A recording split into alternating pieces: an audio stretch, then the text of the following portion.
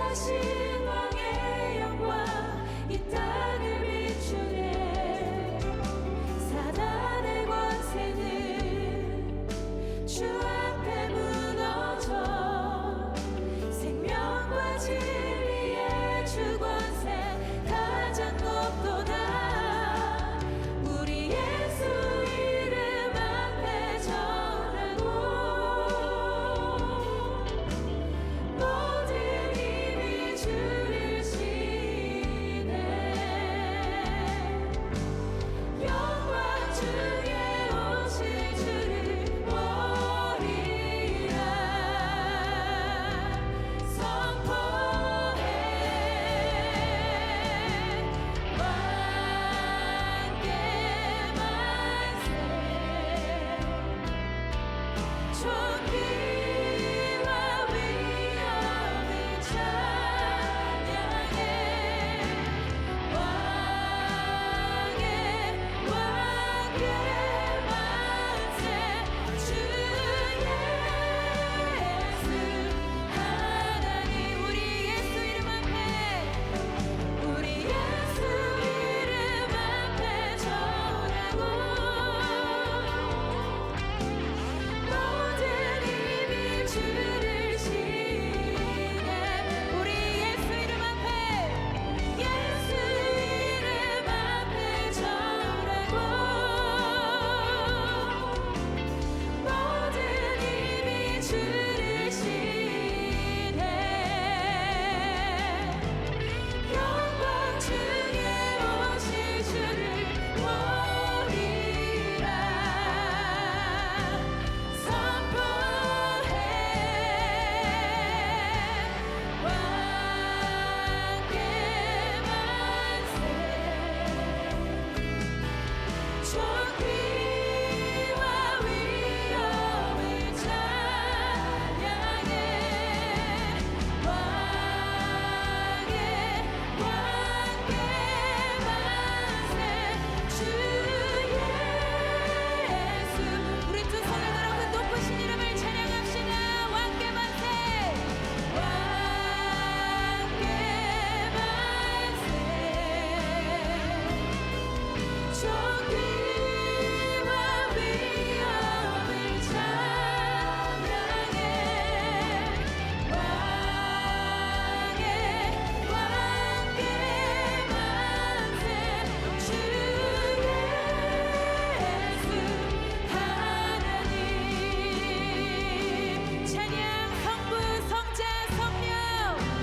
찬양 성부 성자 성령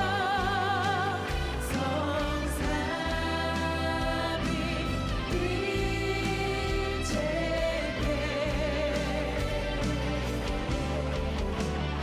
영원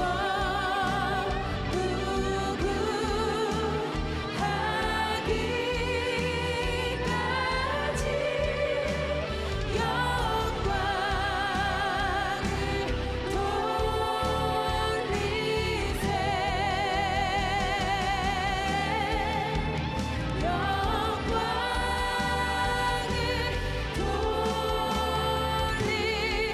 우리에게 영원한 생명을 허락하신 주님께 모든 영광의 박수 올려드립니다. 할렐루야. 모두 자리에 앉으시겠습니다.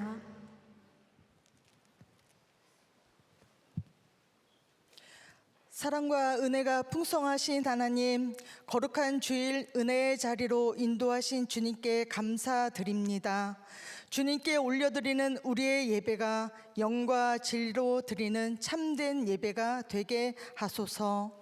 새해를 허락하신 주님 앞에 새로운 결심과 결단을 하지만 우리 앞에 당면한 크고 작은 문제 앞에 좌절하고 낙심하여 주님의 마음을 아프게 하고 믿음 없는 삶을 사는 연약한 우리들을 주님의 보혈로 덮어주시고 사랑으로 충만하게 하시어 십자가를 붙들고 다시 일어날 힘과 용기를 주소서.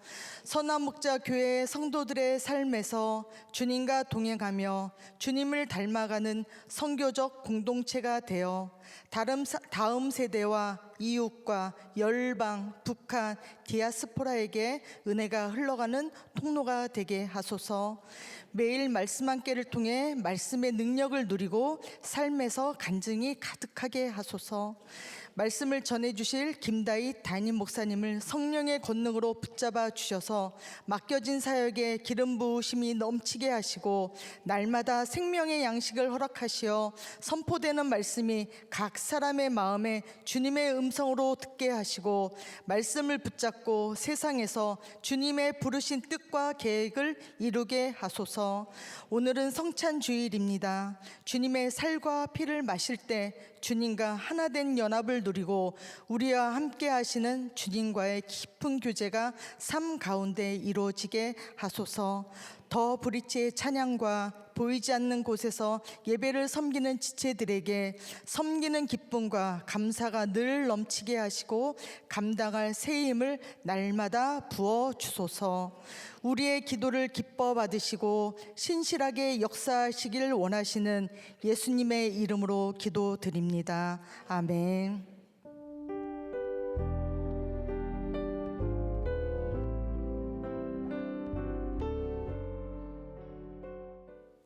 이 시간 다 함께 하나님을 경외하는 마음으로 모두 자리에서 일어서시겠습니다.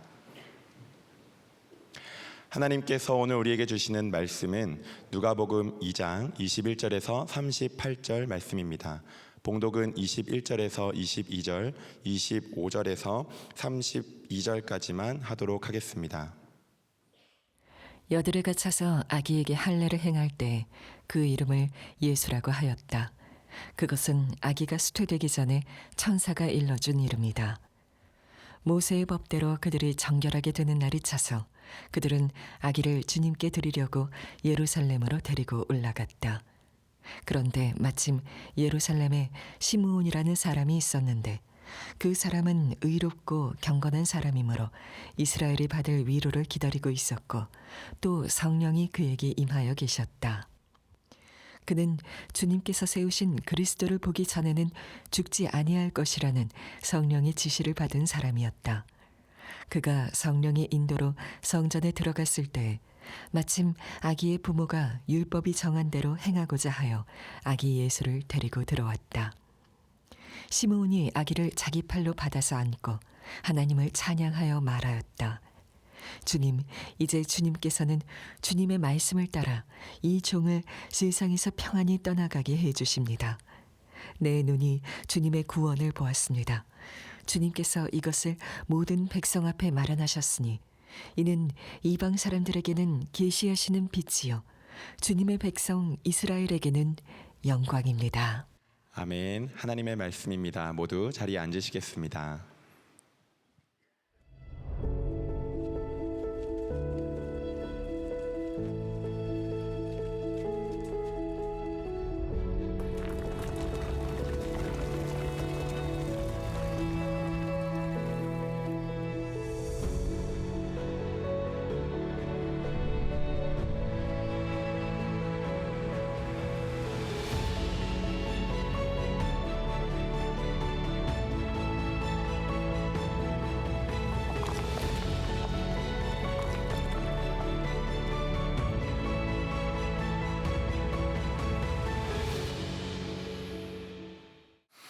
누가복음 주의 임재를 마주하는 달이 세 번째입니다. 삶의 가장자리에서 만난 예수, 삶의 가장자리에서 만난 예수라는 제목의 말씀을 나누도록 하겠습니다. 현대 자본주의 사회에서 사람들이 좋아하는 말 중에 하나가 당신 정말 능력이 있네요. 야, 진짜 바쁘시네요. 야, 스케줄이 어마어마한데요? 라는 이야기일지도 모르겠습니다. 왜냐하면 그 말은 곧 내가 그만큼 중요한 자다, 내가 그렇게 중요하게 쓰임받고 있다라는 증거이기도 합니다. 반대로 참 힘들어하는 시간이 있다면 아무도 나를 찾지 않을 때, 아무도 나에게 연락을 하지 않을 때, 사람들에게 잊혀지는 것 같을 때, 아마 그때가 힘든 시간일 수 있습니다. 물론 저는 그 시간을 굉장히 좋아합니다. 혼자 있는 시간, 또 고독한 시간, 주님과 머무는 시간 참 좋아하지만 물론 사람들이 다 그런 건 아니겠죠. 정말 사회의 중심부로 들어가고자 아등바등하며 살아가는 현대인들의 모습 속에서 한가하다는 것, 멈춰 있다는 것은 도태되어 있다와 거의 동의어로 쓰이기 때문입니다. 그러다 보니까 은연중에 바쁜 것을 유능함으로, 또한 좋은 것으로, 마땅히 그래야 하는 것으로 여기는 사회에 우리가 살고 있어요. 그래서 뭔가가 주변부로 밀려난다, 사람들은 굉장히 싫어하고 심지어 무서워하고 공포에 휩싸이기도 합니다. 영어의 표현 중에 가장자리에 있다라는 표현 중에 on the brink라는 표현이 있습니다. 사전에 보니까 이런 의미가 있습니다. 절벽이나 높은 지대의 끝자락 또는 뭔가 위험하고 나쁜 일이 벌어지려는 시점, 바로 이것을 표현할 때 on the brink of 하고 이제 뒤에 명사를 씁니다. 그래서 이런 표현을 보게 되어지면 진짜 사람들이 인생의 가장자리를 밀려나는 것을 벼랑 끝에 서는 위기라고 느낀다는 것이죠. 내가 주변인이 되었구나, 내가 점차 쓸모없는 사람이 되는 건 아닌가라는 그런 공포와 불안에 휩싸이게 된다는 거죠. 혹시 오늘 예배 오신 분들 중에 그런 두려움과 불안과 공포 가운데 계신 분이 있을지 모르겠습니다. 보건복지부의 통계에 의하면 우리나라 참 안타까운 현상이 지금 가속화되고 있는 것 중에 하나가 고독사의 증가입니다. 2017년에 한 2,400명에서 2024년에는 거의 4,000명 가까이 늘었습니다. 홀로 죽음을 맞이하는 어르신들이, 특별히 80세 이상의 어르신들이 전체에서 23%를 차지할 정도로 굉장히 많은 수를 차지하고 있습니다. 나라에서, 정부에서 이들을 돕고자 하지만 복지의 사각지대가 있습니다. 더 이상 부모님을 부양하지 않는 이 초핵 가족의 시대 속에서 이제는 그렇게 외면받고 버림받는 어르신들이 굉장히 많다는 거예요. 그러니까 교회가 해야 될 일이 굉장히 많습니다. 우리 교회의 어르신들 계속해서 우리가 연락드리고 또한 기도하고 찾아가고 하는 일이 굉장히 중요한 시대가 되어가고 있는 것이죠. 자, 그런데 바로 중심부에서 밀려나는 것을 세상은 굉장히 안 좋게 보지만 이상하게 오늘 본문은요, 그 다른 것을 얘기하고 있습니다. 주변부 인생, 가장자리에 있는 인생에게 찾아온 하나님의 은혜가 있다는 거예요. 자, 오늘 그것을 좀 살펴보려고 합니다. 자, 2장 초반에 보면 드디어 예수님께서 아기 예수의 모습으로 이렇게 태어나셨습니다. 어디에 오셨습니까? 어디에 태어나셨습니까? 구유에 태어나셨다. 여간에 묵을 곳이 없어서 구유에 태어나셨어요. 그리고 이제 요셉과 마리아는 참 가난했죠. 그래서 이제 정결 예식이 때가 되어서 성전에 가서 준비를 하는데 예물을 준비해야 됩니다. 레위기 말씀에 의하면 수입에 따라서, 가정 형편에 따라서 주님께서 예물을 정해 주셨어요. 어떤 사람은 소를 드릴 수도 있고, 어떤 사람은 양을 드릴 수도 있고, 어떤 사람은 비둘기를 드릴 수 있습니다. 그러다 보니까 가정 형편에 따라서 이렇게 내면 되는데, 문제는 무엇이냐면 내가 비둘기를 가지고 오면 그것이 다 사람들에게 나의 위치가 드러나게 된다는 겁니다. 요셉과 마리아가 한 쌍의 비둘기를 들고 성전에 갔을 때 사람들은 다 알게 되는 것이죠. 가난한 웬 젊은 부부가 왔구나, 이렇게 알게 되는 거예요. 여러분들 같았으면 어떤 심정이었겠습니까? 요셉과 마리아는 과연 어떤 마음이었을까? 제가 이제 말씀을 묵상하는데 생각난 일이 하나 있었습니다. 미국에 갔을 때 초창기에 참 재정이 쉽지 않았기 때문에 아이들은 어리고, 그러다 보니까 나라에 좀 도움이 필요했었어요. 근데 미국에서 유학생들에게도 어쨌든 아이를 데리고 있거나 출산을 하게 되어주면 주는 어떤 혜택이 있었는데, 그 중에 하나가 WIC이라고 하는 것이 있습니다. WIC인데 뭐의 약자냐면 woman, 여성과 그 다음에 infant, 영아들, 그 다음에 C는 children의 약자입니다. 그 가족들을 돕는 바우처를 주는 겁니다. 이 바우처를 가지고 이제 마트에 가면, 월마트 이런 데 가면 살 수 있는 항목이 있습니다. 다 살 수 있는 건 아니에요. 위기라고 써 있는 것만, 그것이 우유든 시리얼이든 캔이든 무엇이든 그것만 구매를 해서 내면, 바우처를 내면 이렇게 계산을 할 수 있도록 해줍니다. 문제는 무엇이냐면 그것을 바우처 가지고 내면 어떤 캐셔는 잘 처리해 주기도 하지만 어떤 분은 2번 중에 3번 중에 1번은 모르는 거예요. 이것을 어떻게 써야 하는지. 자, 그럼 어떤 일이 벌어지냐면 매니저를 부릅니다. 그럼 한참 기다려요. 매니저가 옵니다. 그냥 계산해 주지 않습니다. 이게 뭐냐면 하면서 그때 거기서 교육이 들어가는 거예요. 계산을 해야 되는데 거기서 교육을 하고 그러면 시간이 길어지죠.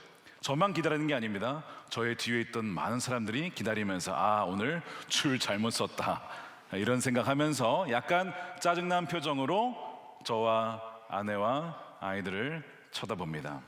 그 순간 다 드러나게 되죠. 웬 가난한 아시안 젊은 부부가 와서 계산을 하는구나.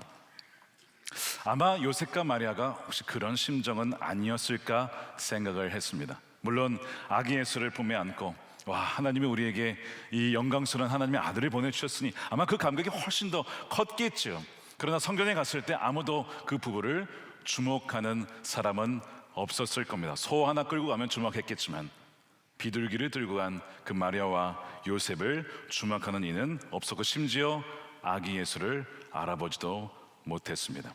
그 자리에 또 다른 주변부 인생이 있었는데 바로 시므온과 안나입니다. 이 시므온이라는 사람의 나이는 본문에 나와 있지 않아요. 그런데 아마 이제 아기 예수를 안고 나서 자연스러운 죽음을 맞이한 것으로 봐서 아마 노년이었을 것이라고 추정을 합니다. 성경은 그를 대제사장이나 서기관이다 어떤 타이틀과 포지션을 얘기하지 않습니다. 아무런 것을 가지고 있지 않았어요. 가난하다라고 하진 않았지만 무엇인가 내세울 것이 없었던, 그리고 노년에 그야말로 주변부 인생이라고 할 수 있는 사람이 바로 시몬이었죠. 성경은 그가 경건했고 의로웠고 이스라엘의 위로를 기다리는, 아주 오랜 시간 기다리는 사람이었다라고 이렇게 묘사를 합니다. 또 한 명의 인물은 안나죠. 결혼을 했는데 참 안타깝게도 7년 만에 남편을 잃습니다. 그 이후에 수십 년이 지났어요. 그리고 이제는 나이가 84이 되었습니다. 그 나이에 이르도록 과부로서 살아온 겁니다. 사회적인 약자로서, 경제적인 약자로서 그렇게 오랜 시간을 홀로 성전에서 기도하며 금식하며 살아온 여인이 바로 안나였습니다. 자, 그런데 여러분, 오늘 본문에 요셉과 마리아와 시몬과 이 안나가 집중 조명되어 있어요. 누가는 유독 이 시몬과 안나에 집중을 합니다.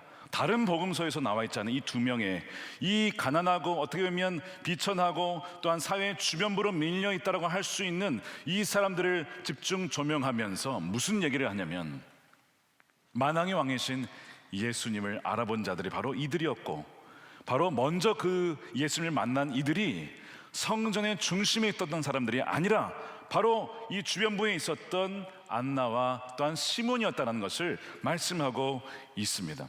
여러분, 어떤 이유에서든지, 그게 건강이 문제였든지, 그게 어떤 재정의 문제였든지, 어떤 이유에서든지 삶의 중심부에서 좀 밀려나고 있다라고 그렇게 경험이 되는 분들이 계십니까? 오늘 예배에 참여하신 분들 중에 뭔가 중심이 아니라 이제는 좀 더 바깥쪽으로 밀려나는 것 같고 가장자리로 밀려나는 것 같다라고 느끼시는 분이 계시다면 아마 오늘 이 말씀이 여러분들에게 분명하게 성령을 통해 주시는 말씀인 줄로 믿습니다. 오늘 말씀에 보면 바로 그들이 하나님이 주목한 사람이었고, 그들을 통해서 예언적인 말씀을 통하여 그것이 또한 이루시기 때문입니다. 자, 오늘 말씀에 보면 참 신기한 게 뭐냐면 성전에 많은 사람들이 있었을 거예요.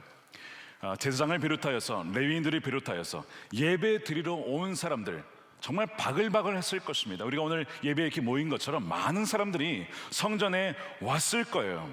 자, 그런데 말씀드린 것처럼 아기 예수가 왔음에도 불구하고 그 아기 예수를 메시아로 알아본 사람은 없었습니다. 아무도 없었다는 거예요. 중심부에 있었던 사람들 중에는 아무도 그 아기 예수님을 알아보지 못했습니다. 자, 질문을 던져야 됩니다. 왜 똑같은 성전에 있는데 누군가는 그 예수님을 알아보고, 심지어 아기 예수였음에도 불구하고, 그러나 누군가는 왜 그 성전에 왔음에도 불구하고 아기 예수를 알아보지 못했던 것일까라는 질문입니다. 성경은 분명한 답을 하나 주고 있습니다. 그 차이는 성령이었다라고 얘기를 해요. 시몬 위에 성령이 임하였다. 그리고 성령께서 그에게 죽기 전까지는 너는 그리스도를 보기 전까지는 죽지 않을 것이다, 분명히 얘기를 하고 있어요. 성령께서 말씀을 주셨고 성령께서 그를 인도하여 마침 아기 예수가 들어갈 때에 그 타이밍에 맞춰서 갈 수 있도록 인도해 주었다는 거죠. 그게 결정적인 근거입니다. 그런데 오늘 말씀을 가만히 보게 되어지면 추측해 볼 수 있는 것이 하나 더 있는데 바로 속도입니다. 자, 성전에 많은 사람들이 예배를 준비하기 위해, 예배 드리기 위해 동물도 끌고 오고, 당시에 예배를 하기 위해 제사장과 레위인들과 얼마나 바빴겠습니까? 우리가 오늘 성전을 준비하기 위해, 여러분 그냥 준비된 게 아니죠. 저 뒤에 보면 성전을 준비하는 많은 사람들, 또 1부가 끝나면 2부가 끝나면 준비하는 많은 분들이 있기 때문에 우리가 편안하게 예배를 드릴 수가 있는 거예요. 안내하시는 분들이 있고, 또한 카메라로, 또한 영상으로, 또한 여러 가지 주차로 섬기는 분들이 있기 때문에 우리가 예배를 드릴 수가 있는 거예요. 그때도 마찬가지였습니다. 자, 그런데 그들은 너무 그 예배를 준비하느라, 너무 그 예배 준비하느라 분주하여서 정작 예수를 만나지 못합니다. 아이러니한 겁니다. 자, 예배를 드리지만 예수를 만나지 못했다는 거예요. 여러분, 이것이 우리에게도 얼마든지 벌어질 수 있습니다. 예배 드리러 왔지만 예수님을 만나지 못하고 그냥 마당만 받고 돌아가는 일들이 있을 수 있다는 거죠. 여러분들은 시므온입니까? 아니면 그 성전에 분주했던 많은 사람들 중에 한 명이십니까? 그 차이가 바로 속도에서 날 수 있다는 거죠. 삶이 너무 빨라지면 앞은 보이지만 주변은 보이지 않기 때문이죠. 삶이 너무 빠르면 주변에 있는 사람들을 도구화하거나 비인격화합니다. 아내가 보이지 않습니다. 남편이 보이지 않습니다. 자녀가 보이지 않고 동역자가 보이지 않고 오로지 일, 사역, 업무, 실적, 그것만 보고 달려가는 거예요. 그러니까 누구를 놓칩니까? 중요한 사람을 놓쳐요. 심지어 주님을 놓칠 수도 있는 거죠. 우리에게 지극히 작은 아기 예수의 모습으로 주님이 오셨을 때 우리는 과연 알아볼 수 있을까요? 제가 지난주에 이제 세미나를 함께 유기성 원로 목사님과 섬기고 쉼을 잘 갖지 못하고 또 예배 준비를 하러 들어갔습니다. 말씀을 준비하고 묵상하고 오늘 본문 말씀과 또한 금요일 말씀을 준비하고 있는데 갑자기 한 연락을 받게 되었습니다. 우리 교회 한 20년 정도 오래 다니신 분이신데 일부 예배 아마 나오시는 것 같아요. 그리고 열심히 일을 하시는 분입니다. 근데 일을 하시다가 작업 중에 사고를 당하셔서 추락을 하셨는지 어깨에 인대가 3개가 파열이 되면서 6시간 동안 긴 시간을 수술을 받으셔야 했습니다. 그 기간 동안 이제 그 이후에 교구 목사님 통해서 기도도 받으시고 그렇게 해서 회복을 하고 계신데 워낙 상처가 깊었기 때문에 금세 낫지가 않는 겁니다. 일을 못 하시게 됐어요. 일을 쉬니까 재정이 빕니다. 또한 어려워집니다. 자녀는 무려 3명이나 있는데 가정이 좀 더 힘들어지는 거예요.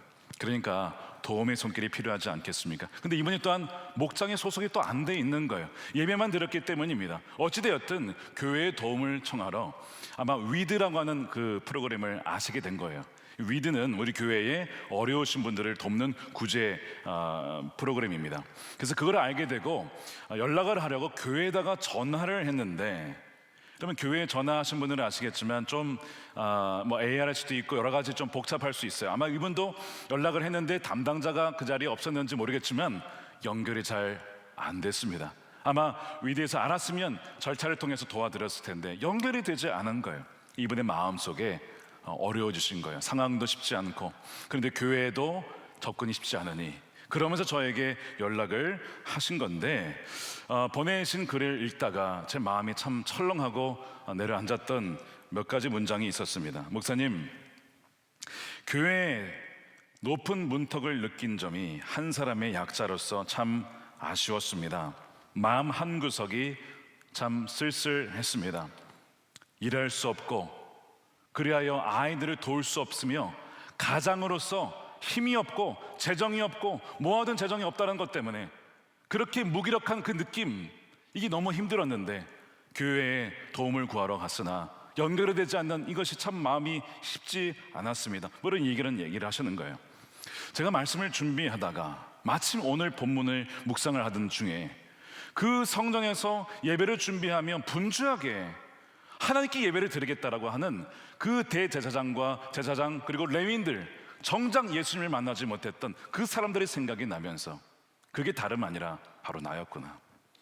우리 성도님 중에 이렇게 아픈 일을 당하고 힘든 일을 당하여 도움의 손길을, 비록 목장에 계시지 않았기 때문에 더 어려운 일을 청한 것이지만 어쨌든 도움을 청하러 교회에 전화를 하였으나 연결이 되지 않아서 이런 마음에 상심하셨다는 것이 너무 죄송하고 주님께도 죄송하고 그런 마음이 들었어요. 모든 것을 다 멈추었습니다. 삶의 속도를 줄였어요. 그리고 그분께 연락을 드렸습니다. 집사님, 죄송합니다.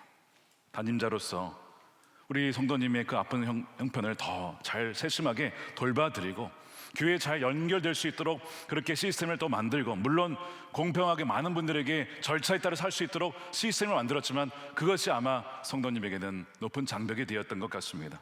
제가 대신 사과를 드립니다. 빨리 담당자와 논의하여서 도울 수 있도록 그렇게 하겠습니다 하고 이제 연락을 드렸어요. 다음날 바로 다시 답장이 왔습니다. 목사님 감사합니다. 참 막막했습니다. 어떻게 살아야 하나, 이 기간을 어떻게 보내야 하나, 오직 기도뿐이었는데 마치 엘리야에게 보내주신 까마귀처럼 저에게는 큰 위로와 희망이 되었습니다. 저희 가정이 이 고비를 잘 믿음으로 넘길 수 있도록, 건강을 회복하여 다시 일터로 돌아갈 수 있도록 기도 부탁을 드립니다 라고 연락이 오신 거예요. 그리고 이제 팔로업이 지금 진행되고 있는데, 사랑하는 여러분, 저는 이 말씀을 보면서 이것이 바로 나의 상황이고 어쩌면 이것이 우리의 형편일 수 있다라고 생각이 들었습니다. 성전에서 아기 예수가 왔지만 정작 예배 드릴 때에 예수님을 만나지 못하고 다른 분주함에 뺏겨서 삶의 속도가 너무 빨라서 정작 중요한 사람을 놓쳐버린 것이 바로 나였고, 바로 이것이 우리가 아닌가를 돌아봐야 된다는 것이죠. 누가복음 2장 후반부에 보면 비슷한 사건이 또 벌어집니다. 예수님이 12살이 되어서 요셉과 마리아와 함께 부모님과 함께 예루살렘에 갔다가 그리고 다시 돌아오는 거예요. 하룻길을 한참 갔어요. 당연히 예수가 우리 동행 중에 있는 줄 알고 그렇게 쭉 하룻길을 갔는데 글쎄 없는 겁니다. 중간에 빠진 게 아니라 아예 처음부터 데려오질 않았다는 거예요. 기가 막힌 일이 벌어진 거죠. 왜 이런 일이 벌어졌느냐, 말씀해 보니까 예수가 동행 중에 있는 줄로 생각하고 갔다는 거예요. 근데 진짜는 없었어요. 예루살렘에 두고 왔어요. 다시 돌아가서 예수를 찾아다가 성전에 있는 예수를 데려다가 다시 돌아오는 그 장면이 나오게 됩니다. 여러분, 이 말씀이 괜히 쓰여진 게 아닙니다. 말씀드린 것처럼 빨리 가야지, 실적을 내야지, 심지어 예배를 드려야지라고 하면서도 마음의 중심에 주님이 아닌 다른 것에 엉뚱하게 사로잡혀 있거나 빨리빨리 해치우고 무엇인가를 해야지 속도에 빠져 있다라가 정작 예수님을 놓쳐버릴 수 있다는 것입니다. 사랑하는 여러분, 성전에서 예수님을 알아보지 못한 사람들의 원인은 예수님이 거기 안 계신 게 아니라 예수님이 계셨지만 정작 그들이 예수님을 알아보지 못한 거예요. 관심이 엉뚱한 곳에 가 있었고 삶의 속도가 너무 빨라서 주위를 돌아볼 수가 없었기 때문입니다. 반면에 이 시몬과 안나는요, 성령 가운데 깨어 있었습니다. 말씀드린 것처럼 성령께서 지시를 하셨죠. 26절에 그는 주님께서 세우신 그리스도를 보기 전에는 죽지 아니할 것이라는 성령의 지시를 받은 사람이었다. 자, 왜? 전 질문이 드는 거예요. 왜 이 시몬에게 말씀하셨을까? 저 말씀을 묵상하는데 시몬에게만 말씀한 게 아니다라고 하는 마음이 들었어요. 사람들에게 다 말하였지만 알아들은 것이 시몬뿐이었다. 알아들은 것이 시몬뿐이었다. 이미 성경의 구약의 수많은 선지자를 통하여서 예수님이 어느 마을에 태어날지, 이미 어느 지파로 태어날지 다 말씀해 주셨어요. 그런데도 사람들은 관심이 거기에 없었다는 거예요. 오로지 시몬에게만 우리 메시아 주님이 언제 오셔서 우리 이스라엘을 위로해 주실까, 이 백성들을 위로해 주실까, 그런 마음을 가졌고 그 하나님께 마음을 초점을 드렸을 때에 바로 성령께서 하신 말씀을 이 시몬이 알아들을 수가 있었던 것이죠. 여러분들 마음속에, 생각 속에 지금 무엇이 있으십니까? 정작 예배당에 와도 주파수를 성령께 맞추지 못하면 주님을 알아보지 못하고 말씀을 하셔도 알아듣지 못할 수 있다는 거죠. 어떤 분이 이제 다니엘 20일의 금식 기도를 성실하게 하신 것 같아요. 우리 교회 성도님은 아니시지만 연락이 왔습니다. 목사님, 제가 21일 동안 정말 어떤 주제를 가지고 하나님의 뜻을 구하고 응답을 받기 위하여 그렇게 기도하였습니다. 근데 놀랍게도 아무런 응답이 없었습니다. 목사님, 이거 저 사기당한 거 아닌가요? 목사님, 이거 가짜 아닌가요? 뭐 그런 마음이 든다는 거예요. 여러분 혹시 그런 분 계십니까? 뭔가 20일을 금식하고 나면 대단한 역사가 일어나야 될 텐데 아무런 응답이 없고 아무런 변화가 없고 상황은 그대로인 그런 분들이 아마 계시리라 생각합니다. 그러니까 이분이 이제 질문이 아무런 응답 없는데 이거 뭐 어떻게 된 거냐 이거죠. 저보고 이제 책임지라 거의 뭐 그 정도는 아니겠지만 약간 그런 느낌의 이메일을 보내줬어요. 그래서 제가 이제 그분의 상황을 다 알 수는 없으니까 보내주신 상황에 따라서 몇 가지 말씀드린 것 중에 하나가 첫 번째, 침묵도 응답일 수 있습니다 라고 말씀을 드렸습니다. 십자가에서의 침묵 얘기를 말씀하면서 십자가에서의 침묵도 하나님의 응답이었고 그 과정을 통해 휘장을 열고 십자가의 구원의 길을 열어주지 않으셨습니까? 그 첫 번째. 두 번째는 주님이 이미 말씀하셨는데 알아듣지 못한 것일 수도 있습니다. 제가 그랬습니다. 자, 그분이 생각하는 A라는 것이 있어요. 자, 여기에 대한 응답을 받고 싶은 거예요. 그러니까 본인이 생각하는 A가 있는데 주님이 정반대에서 응답을 하셨네. 자, 그러면 고개가 일로 가 있잖아요. 그러니까 여기서 응답을 하시면 알아차리지 못하는 거예요. 전혀 생각하지 않았던 거거든. 혹시 그런 것일 수도 있습니다 라고 하면서 한번 다시 돌아보세요. 정말 그 21일간 말씀을 통하여 하나님의 사람들을 통하여 우리 문의하신 분의 그 주위의 사람들을 통하여 환경을 통하여 정말 주님은 아무런 말씀 안 하셨습니까? 혹시 듣고 싶은 것만 들으려고 한 건 아니었습니까? 그분이 이런 얘기를 하죠. 그럴 수도 있네요. 그럴 수도 있네요. 정말 그런 것 같습니다. 제가 다시 지난 21일을 돌아보도록 하겠습니다. 이렇게 답장이 왔어요. 여러분 마찬가지입니다. 시몬만 하나님이 말씀하신 것이 아니라 말씀을 다 했지만 시몬만 알아들은 거예요. 발신의 문제가 아니라 수신의 문제가 있었던 것이죠. 수신의 문제가 있었기 때문에 알아듣지 못한 것입니다. 파커 팔머라고 하는 교육자가 쓴 책 중에 모든 것의 가장자리에서라는 책이 있습니다. 그 책에서 이런 얘기를 해요. 잘 들어보세요. 나의 삶이 좋은 것은 무엇보다 끝자락에서 바라보는 시선이 놀랍기 때문이다. 내 생애가 완전한 파노라마로 들어오는 것이다. 가장자리에서 on the brink에서는 한가운데 있을 때는 보지 못한 온갖 것을 볼 수 있다. 나는 모든 것의 가장자리에 있기를 좋아한다. 그것이 과거와 현재와 미래에 대한 새로운 시야를 열어주기 때문이다. 삶을 빚어내고 추동하는 내적 역동에 대한 새로운 통찰을 주기 때문이다. 그러나 지금까지는 나는 나이가 내 속도를 늦춰주기 전까지는, 이제 이분이 70세에 넘어서 이 글을 쓰면서 쓴 글이에요. 나이가 내 속도를 늦춰주기 전에 건강의 문제든 노화의 문제든 여러 가지 그것 때문에 삶의 속도가 늦춰지기 전까지는 눈만 뜨면 곧바로 일하기 위해서 집필하기 위해서 키보드를 두드리기 시작했기 때문에 정작 내 주변에 하나님이 주신 아름다움을 발견하지 못했고 눈을 돌리지 못했다는 거죠. 사랑하는 여러분, 가장자리에 있을 때는 한가운데에서도 보지 못한 것을 볼 수 있게 된다는 거예요. 어쩌면 성전에서 주님을 만나지 못한 이들은 너무나 자신이 중심이 되고자 했기에 주님을 만나지 못한 것일 수도 있습니다. 내가 높아지려고 하면 주님이 보이지 않죠. 정작 산 봉우리로 가면 봉우리가 보이지 않습니다. 내려와서 바깥에서 봐야 봉우리가 보이게 되는 것이죠. 세례요한이 이런 얘기를 하죠. 그는 흥하여야 하고 나는 쇠하여야 하리라. 그래야 주님이 드러나기 때문입니다. 내가 이렇게 중요한 사람이야, 너무나 귀하게 하나님이 쓰임받지만 그러나 어느덧 내 중심에 주님이 아니라 사람이 중심부가 되고자 할 때 우리는 주님을 놓칠 수가 있다는 거예요. 주님은 우리의 화려한 성취를 보고 그 사람을 택하는 그런 분이 아니십니다. 우리 마음을 중심을 보시고 세상 사람들이 무시할지 모르겠지만 오히려 그 변두리 인생 같지만 바로 그 자리에 찾아오셔서 그 삶의 느린 자리에서 성령과 공명하는 그 영혼을 찾으시며 바로 그에게 말씀하시고 그를 통하여 하나님의 역사를 이루신다는 것입니다. 자, 드디어 긴 기다림의 끝에 이 시므온이 아기 예수를 알아보고 아기 예수를 품에 안습니다. 야, 이 너무 영광스러운 순간이죠. 그 아기 예수를 가슴에 안고 그러면서 하나님을 찬양을 하는 거예요. 29절에 주님께서는 주님의 말씀을 따라 이 종을 세상에서 평안히 떠나가게 해 주십니다. 이제 소위 군대에서 이제 전역 명령이 내려진 거예요. 자, 잘하였다.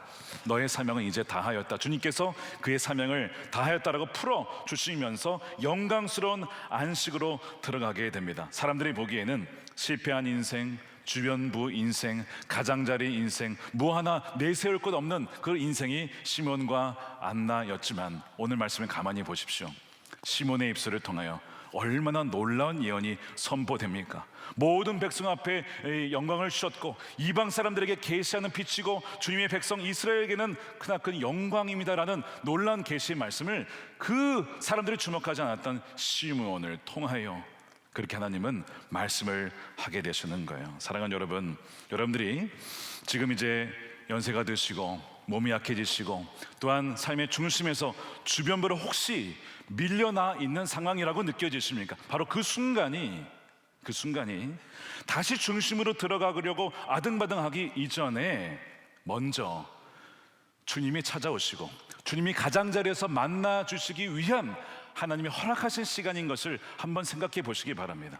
바로 그 자리에서 내가 전혀 생각하지 못했던 하나님의 말씀과 음성과 하나님의 인도하심이 여러분들에게 부어지게 될 줄로 믿습니다. 시몬과 안나의 공통점은 주님을 떠나서는 저는 아무것도 아닙니다 라고 철저히 무능력을 인정했던 사람들입니다. 자, 지난주 말씀 기억나십니까? 지난주의 말씀에 이런 말씀이 있었습니다. 마리아가 고백하기를 줄인 자는 배부르게 하시고 배부른 자는 빈손으로 보내셨다. 사람들이 나는 가졌다, 나는 내 스스로 내가 할 수 있어, 라는 사람들은 그냥 보낸다는 거야. 그런데 마음이 심령이 가난한 사람, 갈급한 사람, 그 사람들은 하나님이 채워주시고 붙잡아 주시고 인도해 주신다는 것이죠. 정확하게 시므온과 안나가 그러했던 삶이었습니다. 어느 누구도, 심지어 대제사장이 아기 예수를 아는 것이 아니라 어떻게 보면 인생의 빈손처럼 보였던 시므온이 아기 예수를 안았던 것은 이것이 바로 복음의 역설인 것이죠. 그들의 삶이 결코 헛된 삶이 아니었다는 것입니다. 그 기다림의 시간이 영광의 시간으로 변화되는 순간이었죠. 빛의 화가 렘브란트라는 사람이 있습니다.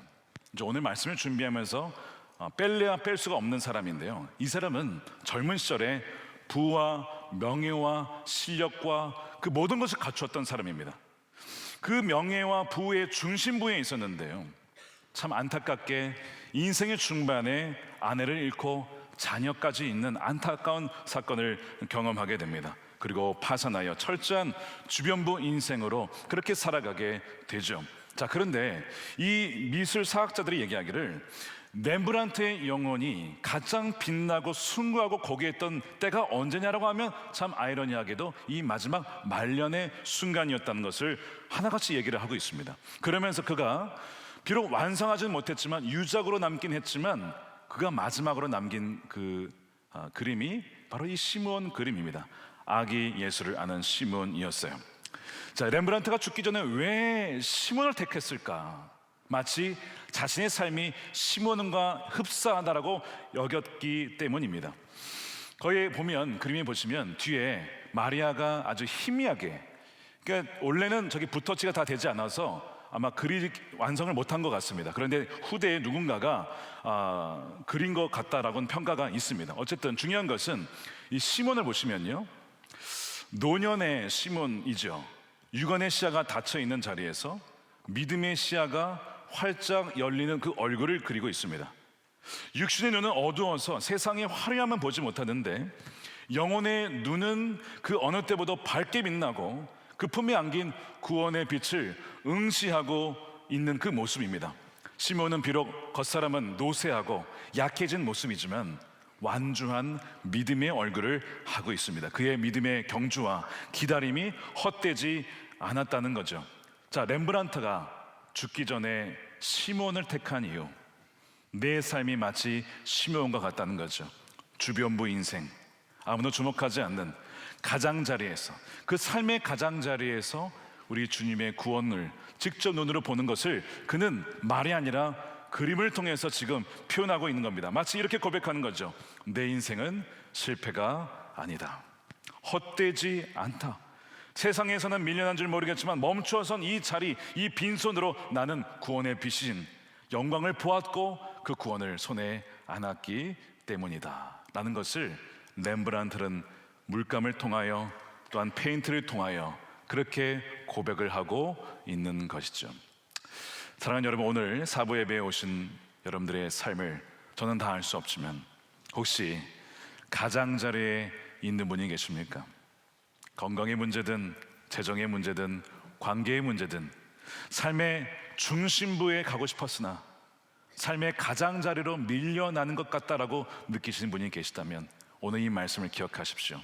주님께서는 바로 가난했던, 그리고 가난하며 마음이 심령이 온전히 주님만을 원했던 요셉과 마리아의 가정에 오셨고, 그 성전에서 주님을 알아봤던 사람은 다른 그 어떤 위대한 제사장과 레위인이 아니라 바로 시몬과 안나였다는 사실, 그 아기 예수를 품에 안고 놀라운 영광의 그 빛을 보았던 사람이 바로 주변부 인생이었던 이 시몬과 안나였다는 사실을 우리가 기억할 때, 지금 여러분들이 처한 상황이 그러하다면 오히려 주님, 저의 눈이 주의 구원을 보기를 원합니다.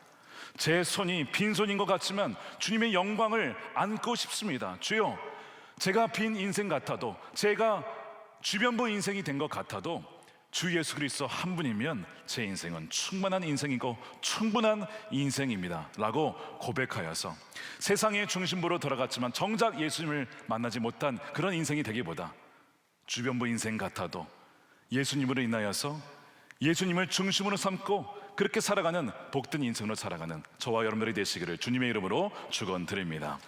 아멘. 우리 함께 이 시간 우리 성찬을 받기 전에 함께 기도하도록 하겠습니다.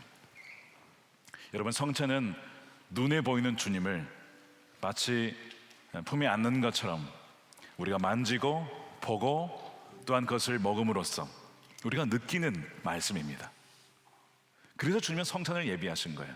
이것을 행할 때마다 나를 기억하여라. 여러분, 시몬을 부러워할 필요 없습니다.